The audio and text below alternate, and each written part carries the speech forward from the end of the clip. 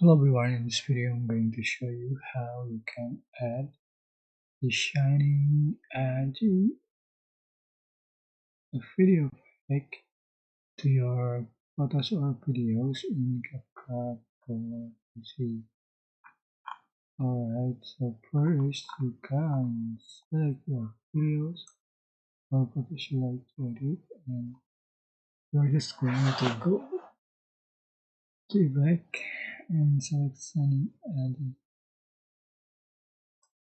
like that. Scroll lower.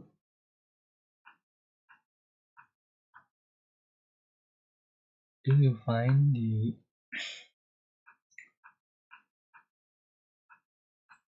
UVEC designing and just download it, text font, so just add to it, right? Just put the same way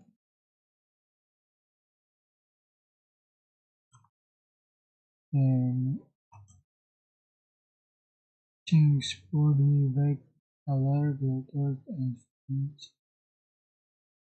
See the point of it. That's it. I hope this tutorial was helpful for you guys. Don't forget to like, comment, share, and subscribe. If you have any questions, please let me know in the section below. Thank you so much for watching.